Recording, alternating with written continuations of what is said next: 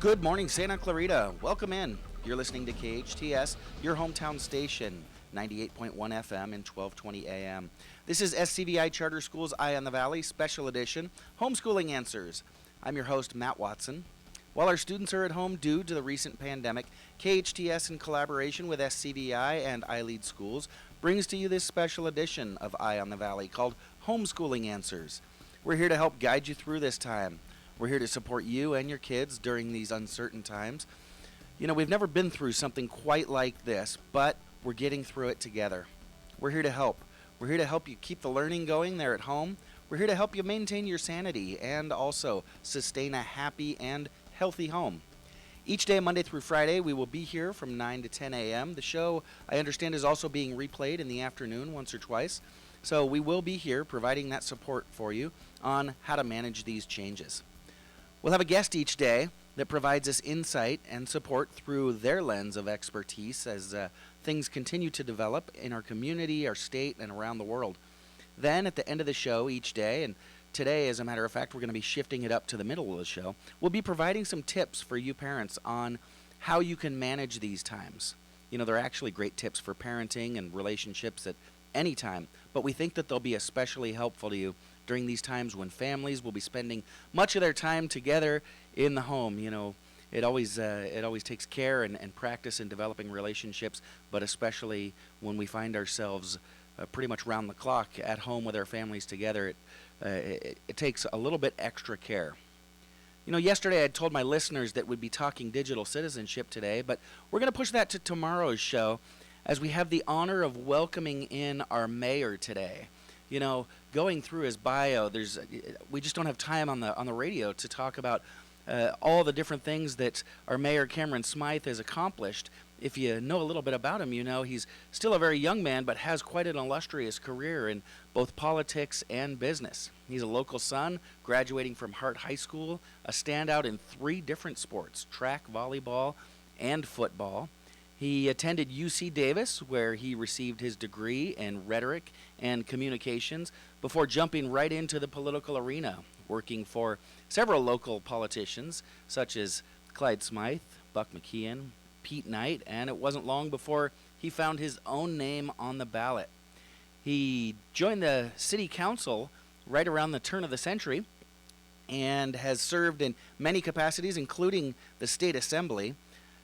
Mayor Smyth and his wife, Lena, are now active in the community through numerous organizations and proud parents of 3 kids. Mayor Smyth, welcome in. Thank you for joining us. Well, thank you. And again, I always appreciate any introduction that refers to my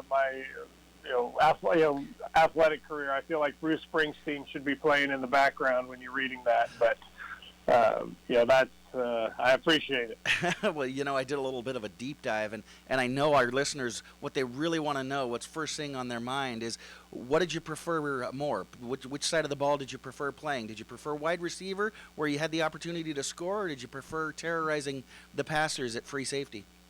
Yeah, you know, I think at the end of the day, I'm more of an offensive person. All the sports I like to score.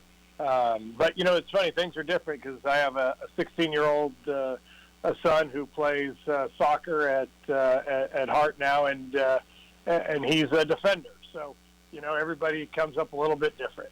Yeah, to each his own. You know, hopefully sometime we can have you back soon to talk sports for an hour or so. You know, we find our radio stations, our sports radio stations, all of a sudden with a lack of content, but I'm sure you and I could go deep on an hour. Unfortunately, that's not what we've got you on to talk about. And I know we've only got you for a short time, so I do want to dive right in here. I had a couple of fun questions about career choices, and since you've got some other commitments this morning, let's just jump right into the deep end. COVID-19, the coronavirus. How's the city responded to the recent pandemic so far? So I think the first step we did was last Friday, I believe. Now we declared our own state of emergency here in the city, and what that does is allow the city to access any additional dollars that are being freed up by the federal or state government as they declare their national emergencies. It's somewhat of a programmatic decision that we have to make and make that a formal declaration so that the city can access any of those additional funds as needed. Since that time, after this week, we have followed suit with the direction from the county in terms of closures of businesses, particularly the restaurants, bars, nightclubs, gyms, fitness centers, entertainment centers, because we just found that, as the county directed, that that is it's very difficult to maintain the social distancing requirements in environments like that, and the hope is for that kind of a quick shutdown that'll help really flatten the curve, kind of knock it down, and help these businesses to get open again as soon as possible.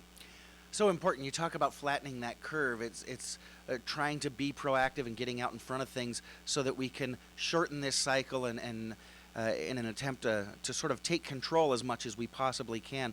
You did mention that really around the nation, restaurants, bars, gyms, a lot of different places being closed down. But it was an important step, and I want to thank you and the rest of the city council for being so proactive. But we are hearing from a lot of people affected by these restrictions. Now, I'm sure first thing on your mind when you make those moves is those employees at bars and restaurants, transportation workers, librarians, other folks that are now forced to take time off and simply stay home, or folks that could be working but need to stay home with their kids. Folks like that might be losing salary, losing their source of income. So are there any provisions in place, whether it's locally or at a state level, for those kind of people who may be losing significant income as a result of these new parameters laid out by local and state officials? So, yes, I think the Small Business Administration, the SBA, has a program for disaster loans. Which obviously any shutdown as a result of COVID-19 would fall into that disaster. So I think there's a lot of encouragement for people to go to that website and see if you qualify. I know the federal and state governments have made some directives about delaying payments. In terms of rent and other taxes. I know the tax filing has been pushed out a little bit. So I think the government entities that are making these decisions are also doing their best to accommodate the impacts that it's going to have. But I think what I just try to say is the more people that will follow these directives around social distancing and others, the quicker we can get through it and people can get back to work, can get back into a degree of normalcy, because that's the most critical. I think you're absolutely right. So once again, you may want to try Googling the Small Business Administration. Also, reach out to your bank, your mortgage broker, your landlord. People are willing to work with you. Mr. Mayor, I think it's wonderful that we live in the type of community that we do. Our neighbors are always looking to reach out and help out. So, oftentimes we can become prideful and sit back and try to handle things on our own, but now's the time when you need help, reach out and ask for it, whether it's from those businesses that you might be indebted to or people that are depending on you, or reach out to folks. We had yesterday in studio, we had Bradley Gross, the head of Santa Clarita Grocery, who provides free groceries to our community. Reach out and ask for that help. I think that's very, very important. No, I agree, and I think one of the advantages of social media is it does provide connection, given even when we have some of these restrictions now in place, and particularly for those that are 65 and over, and who are being strongly encouraged to stay at home. It's important that that we're reaching out to them proactively. I'm in the middle of it. I have kids in elementary school, but then I also and checking in with with my mom, who fortunately lives close by, but lives alone, and so it's important that we're able to connect and make sure that that those seniors are have those connections and have the needs that are important for them as while they're still following these directions. So yes, it utilize whatever resources you have. Again, whether it's electronic or social media. Let's make sure we're taking care of one another, and that's really a hallmark of Santa Clarita. We're no stranger to adversity. I just think about in the last 6 months, we had the tick fire, which resulted in the largest evacuation in our city's history. Right. Transitioning right into the tragedy at Saugus High School, now into this, and so Santa Clarita, we're not, we know how to handle and how to take care of one another when tragedy strikes. We certainly do, and it is so important. And you highlight a very important idea of, again, flattening that curve. I've got a lot of family, friends, and a daughter as well that work in the service industry, and they can be frustrated sometimes by this shutdown. But the idea is we're trying to make it weeks rather than dragging it out over the course of months. You can imagine how devastating that might be. Speaking of which, go right ahead, please. I was just saying, you're right, and it's, I share their frustration, but I also, experience my own when I look in social media and I see businesses ignoring the directive and remaining open and serving people in their dining rooms, or seeing groups still congregating, and ignoring that social distancing requirements. And I think all that's going to do is prolong the restrictions, and if not, call for even greater restrictions. So I do just implore anybody to follow it. I know it's tempting, particularly with kids at home, to have play dates or to have friends over, but it's important to try to keep those to a minimum for a couple weeks at least, because that's the only way we're going to get through this quickly. You're absolutely right. I see constant debate on social media.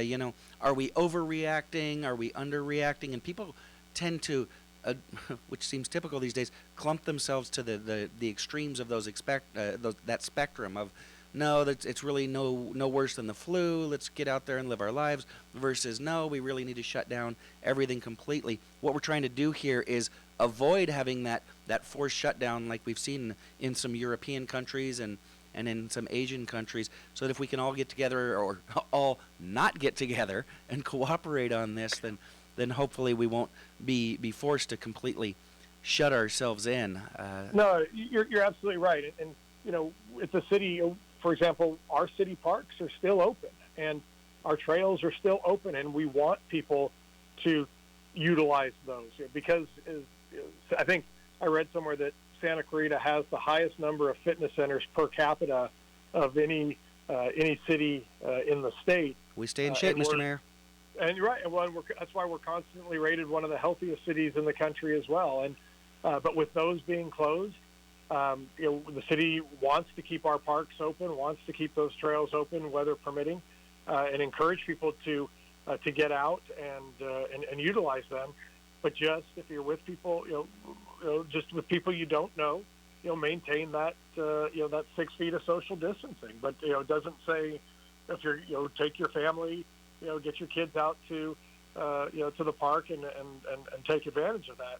But let's just use the directives that have been put out by health officials, and we'll be able to get back to normal.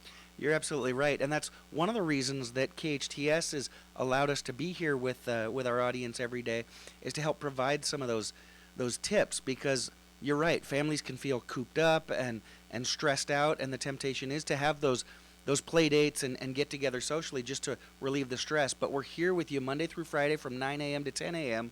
to help give you some of those tips and guidelines on how you can interact and still have that healthy interaction with people while still maintaining that social distancing.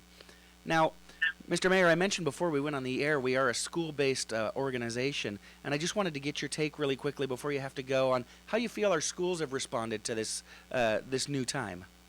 Well, fortunately, I can provide firsthand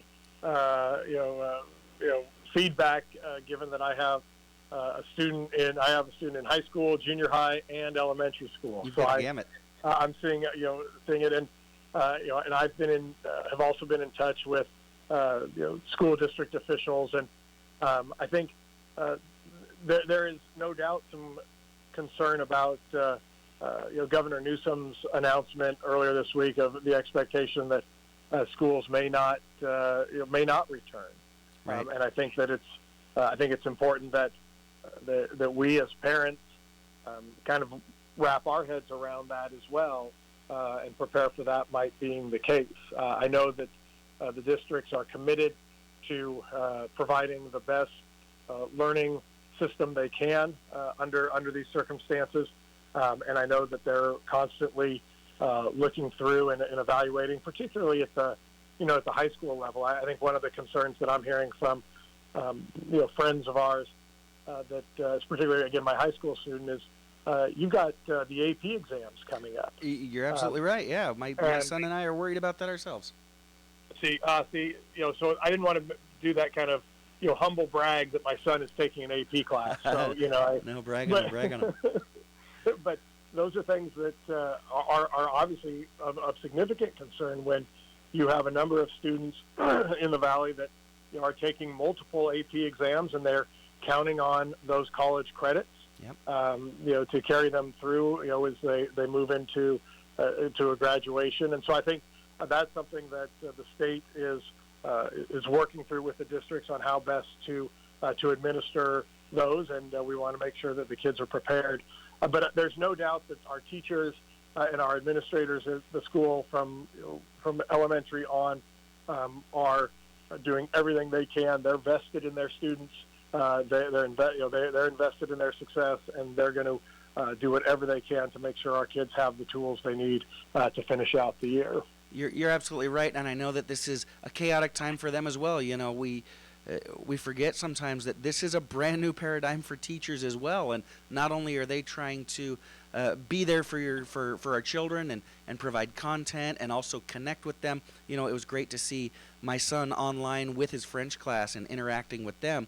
But then our teachers are also at home taking care of their own kids and working on the parental end of that. And so it is tough times, but Santa Clarita has always pulled together, and we've always gotten through whatever it's been, whether it's been fires or earthquakes or school shootings, now global pandemics. We've always pulled together and really held true to our name. I know a lot of us say it kind of tongue-in-cheek now, but this is an awesome place to live. We are Awesome Town.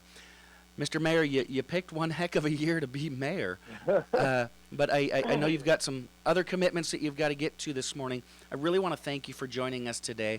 The service that you continue to do, and you've done it year after year here for our community, is so much appreciated. Thank you so much.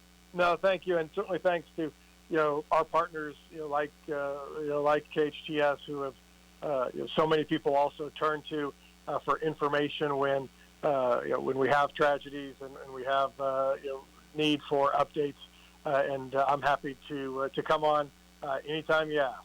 Terrific. I thank you. 'Cause I was talking to the station owners, Carl and Jerry, and they were saying that we needed to. I received a message through Jerry. Carl's at home resting, but we received the word that we are going a lot more information here on KHTS. So I do want to remind our listeners to stay tuned.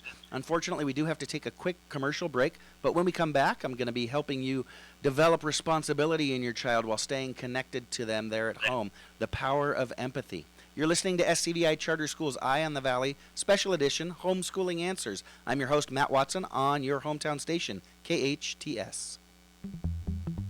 The Santa Clarita Valley Tigers are your hometown football team. We are more than football. We are community. We play football to raise awareness and funds for various charities within our community. We've contributed to Family Promise, breast cancer awareness, and we were there when Saugus needed us. To find out how you can help, check out our website at goscvtigers.com. That's goscvtigers.com. Santa Clarita Valley Tigers football. We're more than football. We're community. So much is going on at Dunkin' in March. You know their mouth-watering donuts and gourmet hot coffee, but there's so much more. Get a medium, hot, or iced latte or cappuccino for just $2 during happy hours, 2 to 6 p.m. And now Dunkin' offers Grubhub service direct to your door, home or office. Open early on Bouquet Canyon and on Sierra Highway in Canyon Country. Fast in and out, America runs on Dunkin'. There's no need to travel to France when Le Chêne is here. That's Juan Alonso, owner of Le Chêne Restaurant. Enjoy Le Chêne, our winning wine list full of treasures of French and California wines. Experience the fine arts of dining at Le Chêne. Enjoy a fabulous meal at Le Chêne on Sierra Highway, 9.5 miles north of Soledad. Info at lechene.com. Make your reservations now for Easter brunch or Easter dinner on April 12th at Le Chêne.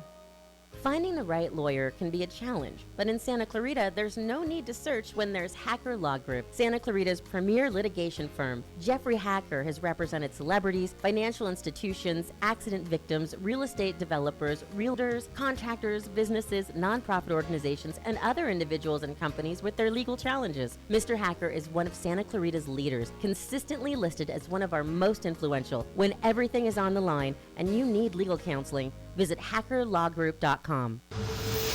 Your hometown station. KHTS is the only station I listen to.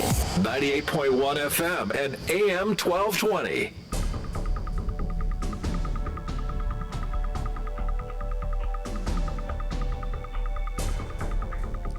Welcome back. You're listening to KHTS, your hometown station. 98.1 on the FM dial and 1220 AM. I'm Matt Watson, and this is SCVI Charter Schools Eye on the Valley Special Edition Homeschool Answers. We just spoke with Mayor Cameron Smyth on the phone this morning, and we talked a lot about our community's response to the recent pandemic. A big part of that response is, well, your kids are at home now. It's distance learning for everyone. It's kind of funny, but at the same time, kind of a little bit sad. I saw a meme on social media about this time last week of Oprah Winfrey pointing and saying, and you're getting a homeschool program, and you're getting a homeschool program. Everybody's getting a homeschool program. As the mayor talked, these programs are rolling out differently depending on the school and school district we're in. It's different at the elementary, middle, and high school levels.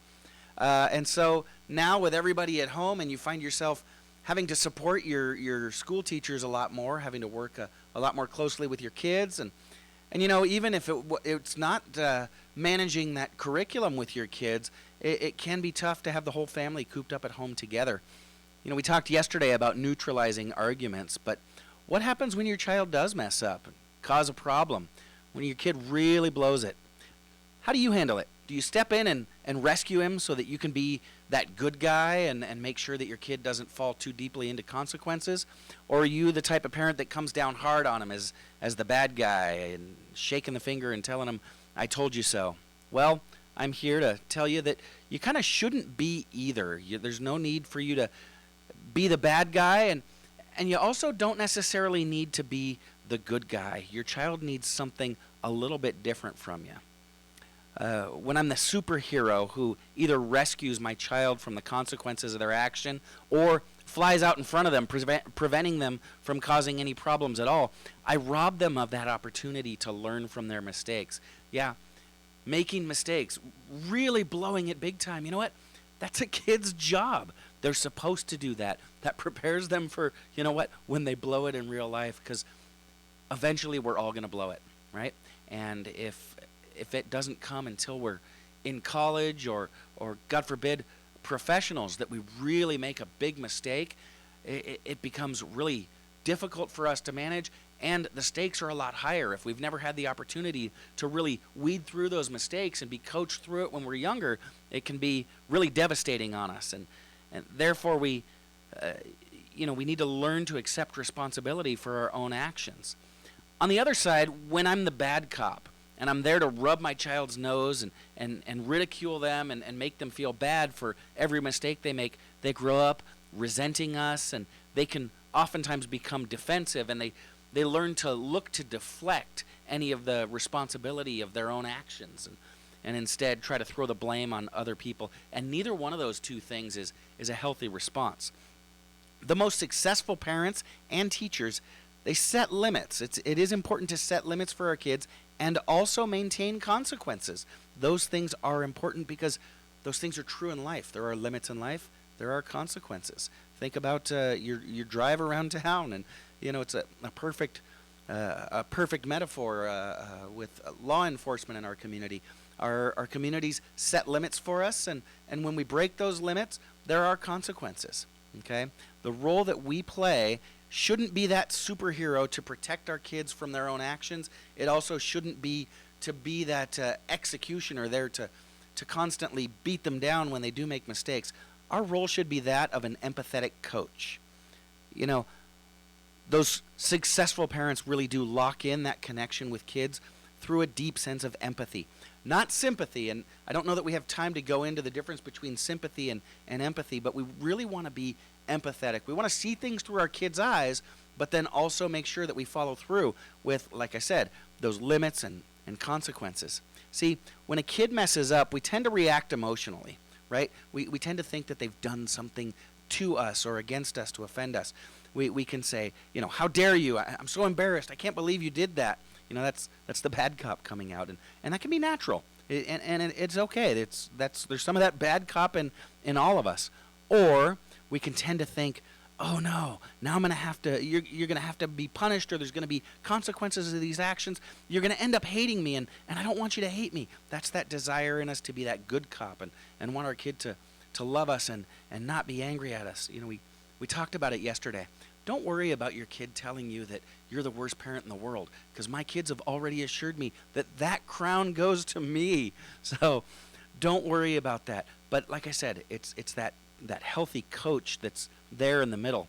Here's the thing, okay? Don't worry about being good cop or bad cop, because it's not about you. Your child's behavior isn't about you, okay? This is about your child. I've got a news flash for you. Kids mess up. Again, that's their job. So here's what we do instead. We let the child's decision, the consequence that follows, the decision can be the bad guy. Oh no. Oh man, that was a really rough decision you made, and now there's going to have to be a consequence about that, right? You don't have to get emotionally invested. Just, oh shoot, I wasn't expecting you to do that. Okay? We get to be the loving parent that guides the child through and beyond this negative experience as the guide, right? Use it as a teaching moment. Use it as an opportunity to teach your child how to problem solve, how to take responsibility for their own actions, okay? The best example of this empathetic coach is Jiminy Cricket. You remember him in Pinocchio? How he was always there guiding Pinocchio through life? Now, Pinocchio had the opportunity to make his own decisions, and he made some pretty bad decisions, didn't he? Okay? But Jiminy Cricket was right there. He truly did care about Pinocchio. He did love him. He was a great friend. Jiminy Cricket lamented Pinocchio's bad decisions, but he had no choice to allow him to live and learn from the consequences of his actions. He was always there to advise him. He was always there to guide him. But Pinocchio was always the one in charge of his own actions, and Pinocchio was the one who eventually had to learn to be responsible for the consequences of his own actions. Okay? When a child makes a mistake or causes a problem, start with empathy by channeling what that child must be feeling. Okay? You bring their tone down. You don't want to mirror their panic or their defensiveness. When they say, well, it's your fault. It's because you never let me go out with my friends. You don't want to jump up that scale with them. You want to mirror for them and bring them back down. Oh, man, you must be feeling pretty frustrated right now. Or, oh, this is really hard. Or try something like, well, shoot, I wasn't expecting that to happen. Okay? Notice I didn't say, well, shoot, I wasn't expecting you to do that. We don't want to be quick to point the finger. That puts them on the defensive. Okay? Keep your tone soft, not harsh or sarcastic. Remember, we can respond with sadness, not anger. Be sad, not mad. Oh, no. There's going to have to be a consequence for that. I'm going to have to think about that. And that consequence doesn't always have to come immediately. We're going to talk tomorrow's show about the magic, truly is magic, about delayed consequences. But with that soft tone, respond, oh, gosh, I really wasn't expecting that to happen today. Or, oh, man, we're gonna have to deal with that. Okay, let me think about how we're gonna deal with that. Remember, our words and actions bring our children either into thinking mode or survival mode. Remember, when we act harshly, they go down into that amygdala brain, that fight or flight, right? So when we raise our voice, when we get angry, when we get frustrated with them, they get defensive, they want to hide from the consequences of their action, hide from their responsibility, not healthy responses. We want to get them thinking. We want to bring them to that prefrontal cortex. We want to get them thinking about maybe what can they do now? Oh, man, that's a real problem. We're going to have to figure out how to fix that problem.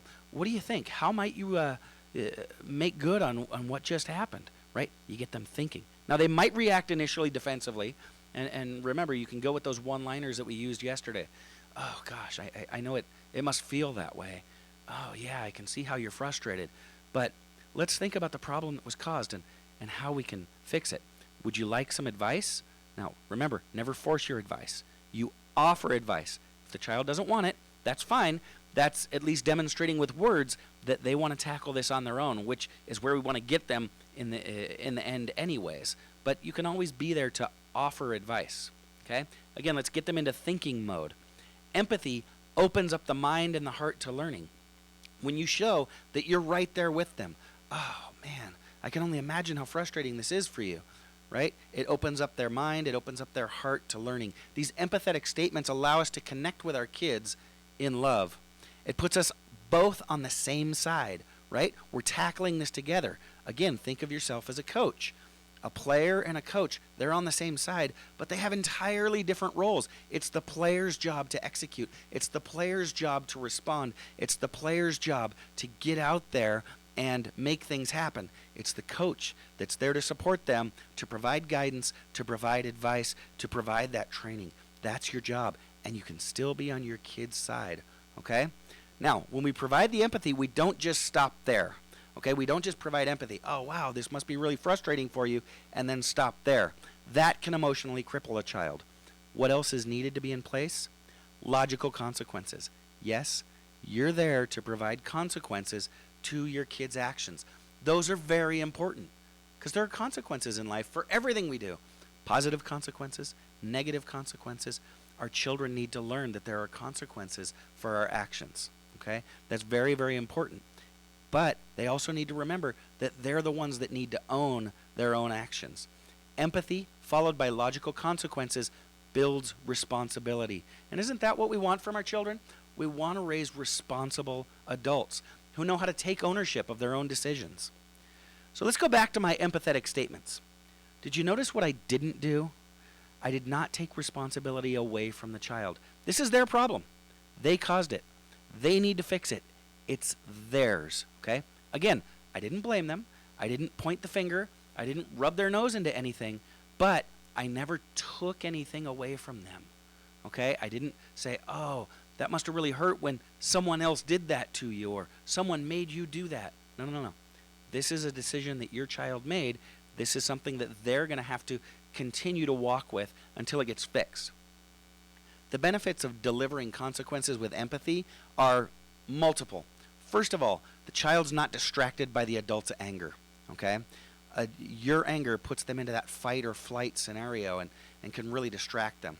Second, a child must own his or her pain rather than blaming it on the adult. This is your fault. This is my teacher's fault, my classmate's fault, my brother's fault. They need to own their own responsibility, and yes, they need to own their own pain in going through this. The adult-child relationship is also maintained when we provide consequences with empathy. We maintain that strong relationship with our kids, which is why we got into parenting in the first place, isn't it? Also, the child is much less likely to seek revenge when consequences come with empathy. They're not looking to lash back at somebody else because they know, oh yeah, mom's right. I really did cause a major problem here, but I'm in the driver's seat. I got to figure out a way to fix it. And hopefully they try to get out in front of it and try to fix things in a positive way so that it can lessen that negative impact on their own lives. And that's what we do with everything, right? That's what we talked about the mayor with a little bit earlier this hour, of getting out in front of some of these very, very natural consequences of just interacting with people and folks getting sick. Is we try to flatten that curve. We try to take a little bit of the edge off, okay? Get your kids problem solving. Try to take the edge off of the consequences of their own action. But don't unnaturally take them away, right? Consequences with empathy. When we do this, the adult is also seen as being able to handle problems without breaking a sweat, right? You're setting yourself up as that strong role model. Again, we're the coach. And when you're able to keep your cool, when you're able to provide consequences with empathy, you're really seen as that expert coach. Now you go from being I don't want to name names as the negative model, but you really step it up for my sports fan listeners. You really become that John Wooden, that expert coach who's there to handle all the problems and guide the kids through and make them stronger and much more successful in the end. Okay? And lastly, when our children see us delivering consequences with empathy and keeping our cool, they're learning through modeling to use empathy with others. Okay? They're learning not to blow their tops on others. People who have those empathetic, compassionate parents who are also following through with consequences and helping guide their children through it, those people are the ones that grow up to be a lot more level-headed and stronger leaders in the future themselves. Don't we want that for our children? I think we all do. And yes, when the child messes up, there are consequences. I can't hit that hard enough. But sometimes I struggle to come up with the right consequence. You know, sometimes our kids really do come at us out of left field and, oh my gosh, what were you thinking? Oh my gosh, I can't believe you did that. Well, before you talk, we mentioned this yesterday, some of the strongest empathetic coaches, some of the strongest disciplinarians that come through in healthy ways are the people that talk less, right? So take that deep breath. You don't have to come up with a consequence right now. Has that ever happened to you? Your kid really messes up and you think, that's it, you're grounded for the rest of your life. That's not really realistic, is it? Okay? Now, let's remember, our children are very intelligent, higher level mammals. They're smart kids. They don't need that consequence to come immediately. We'll deal with that tomorrow, though. It's important that we delay consequences. So why don't you tune into my show tomorrow? We'll talk about how to delay consequences. For today, practice leading with empathy, but don't just stop there. Follow through with consequences. Expect your child to mess up. They do that, and you're there. That's why you're there for them, to guide them through this. Now, I want to remind my listeners, I know some of you are taking advantage of this opportunity that there's no school, there's no work, and you're traveling away from Santa Clarita, either to get out of more populated areas, or maybe you're going to go visit Grandma and Grandpa. As you leave town, you can take your hometown station with you. Make sure that you're downloading the KHTS app. Be sure to download it. It is a free app on your iPhone or your Android device. You can listen to KHTS wherever you go. Stay abreast of local news and developments as they happen locally, statewide, nationally, and around the world. And with that, we bring you to another short commercial break. When we come back, we'll be wrapping up with a few community resource reminders to help us get through this tough time. You're listening to SCVI Charter Schools Eye on the Valley, Special Edition, Homeschooling Answers. I'm your host, Matt Watson, on your hometown station, KHTS. Set your kids' creativity with a new twist on fun, Painting with a Twist, where professional artists guide your child during each painting party to create a finished work of art they can proudly hang at home or give to a loved one.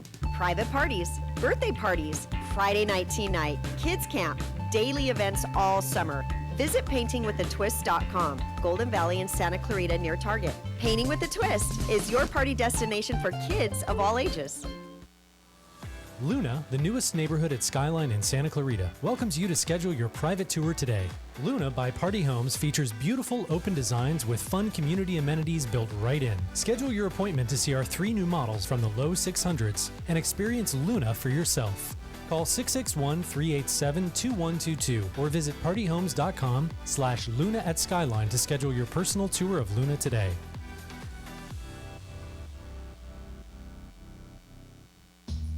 You see so much when you look at your child. A creative spirit that surprises you every day. Curiosity that develops into exploring unique passions. A little leader growing every day to discover who they are, what they love, and how they can make their mark on the world. At SCVI, we see those same amazing things. Our tuition-free K-12 charter school gives your child boundless opportunities to think critically and imagine freely, with a customized learning program built around each individual student. As iLead's founding school, SCVI combines an immersive approach to traditional subject learning with extracurricular activities including STEAM, robotics, theater, music, and sports. SCVI has the only international baccalaureate program in Santa Clarita, with a 10-year proven track record of graduates excelling at top universities. And we're in your backyard, just off the 5 freeway in West Santa Clarita Valley in Castaic. For enrollment information or to learn more about our program, including homeschool options, visit iLeadSantaClarita.org. iLead Schools, free to think, inspired to lead. Your hometown station, KHTS.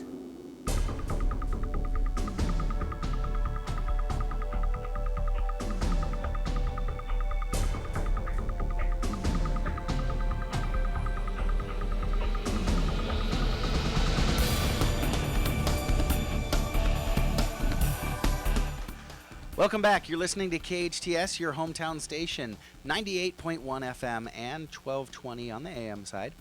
This is Matt Watson with Eye on the Valley Special Edition, Homeschooling Answers. So how are you doing? How are you doing now that you're a homeschooling family? Is everybody keeping up with things? You know, I mentioned earlier in the hour, I was so happy to see my son connecting with his French class and his French teacher yesterday. It's really important that we maintain as much normalcy as we can as things continue to roll out and we continue to get updates. It can also be frustrating as well, which is why we're here. We're here to provide those tips for you guys. Remember, most important, just stay calm. If you're getting frustrated, your kids are probably getting frustrated too. You need to be you need them to be patient with you. You need to be patient with them.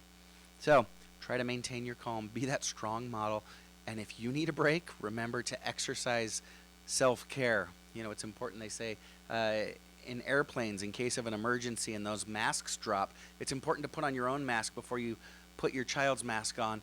It's because it's important that you be taken care of first so that you can take care of others. If you're not able to maintain your cool, if you're not able to stay calm, if you're not able to provide that strong, healthy model for your child, then they're certainly not going to be able to reflect that either. So take care of yourself. Stay calm. Take a break if you need to. Take a walk. Get out. Maybe tell the family, you know what, I need to do a little something special for lunch today. So I need to disconnect right now, and then I'll make something that you're really going to enjoy for lunch. That might help them give you a little bit of your social and emotional distance. Or, you know, worst comes to worst, you hit the glass and you pull that emergency cord. I do this sometimes. Go into the bathroom. Lock yourself in the bathroom for just a minute and maybe just breathe deep and take a few minutes to collect yourself, okay?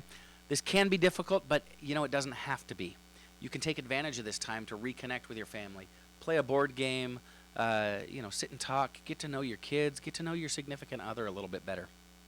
You know, we need to take care of ourselves emotionally. We also need to take care of ourselves physically.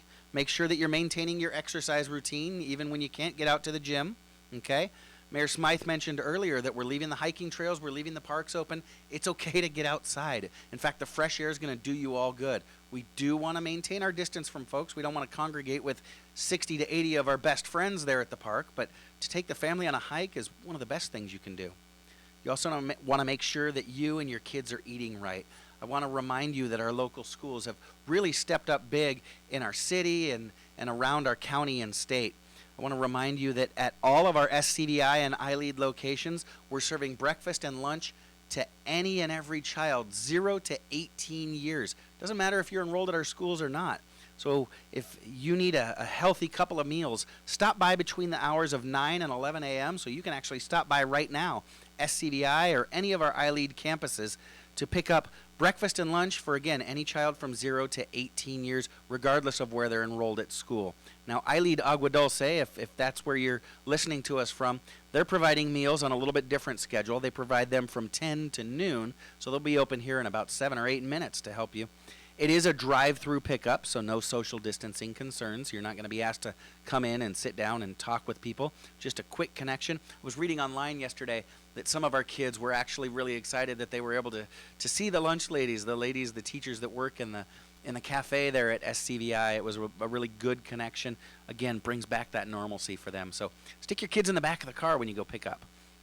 Other area schools are doing similar things, so make sure that you check your district website for details. I know there are lots of elementary schools as well as some of the local middle schools that are, or junior high schools that are handing out lunches to, again, any children regardless of whether or not they're enrolled in their schools. We want to make sure that everyone's fed. Want to remind you also about our guest yesterday, Bradley Gross. What an amazing guy he was. You know, I was talking to the board op Shane here about how I just wanted to reach out and hug Bradley. He's an amazing guy. Didn't do it, of course, kept our 6 feet of distance, but he operates the Santa Clarita Grocery, and they provide a full week's worth of groceries for anyone who needs it.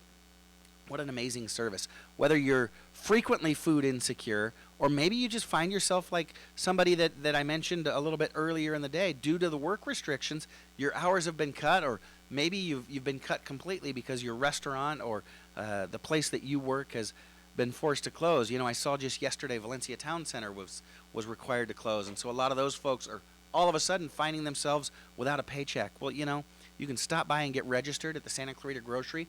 They're right over there on Center Point, kind of really close to the William S. Hart School District. You can go ahead and Google them. They're online to find their exact address. But SantaClaritaGrocery.com, I believe, is their website.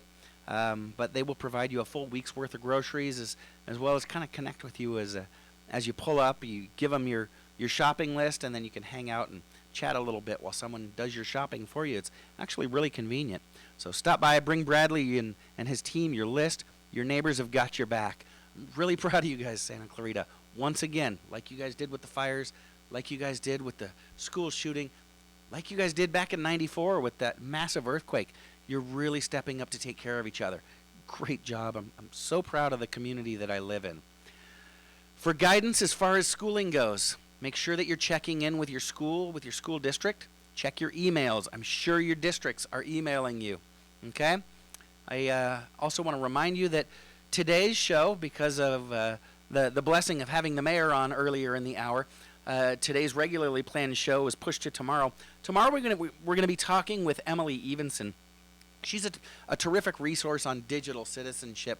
She works for iLead Online, and she's working with kids on computers all the time, even before this pandemic. And she's really developed a lot of tips that are going to be able to help you guys as your kids are finding themselves on the computer a lot more frequently. You know, how to help keep them safe still and provide guidelines so that they're not suffering cyberbullying or maybe becoming those cyberbullying bullies themselves. And again, I'm also going to have tips on delaying consequences. You know, it's not often that I talk much about magic bullets when it comes to parenting, because parenting really is difficult. But delaying consequences, you're going to hear tomorrow, really does have this incredible kind of magic touch. I also want to remind you to stay tuned for frequent news breaks and updates as they roll out. You know, things are starting to flatten out as far as how quickly things are changing. We remember just a few days ago, things were changing by the hour, but they still do change rather quickly. So make sure that you're staying tuned here to your hometown station, KHTS, for news breaks and updates, and you're also going to be hearing some suggestions for those of you at home peppered into our programming. Unfortunately, we do have to wrap up for today. Thanks for stopping by this morning. I want to thank Mayor Cameron Smyth again for joining us in studio and everything that he and City Council and our leaders do for us on a daily basis. And I want to thank you for joining us this morning. We'll see you tomorrow at 9 a.m. You're listening to SCVI Charter Schools Eye on the Valley, Special Edition Homeschool Answers. I'm your host, Matt Watson, here on your hometown station, KHTS.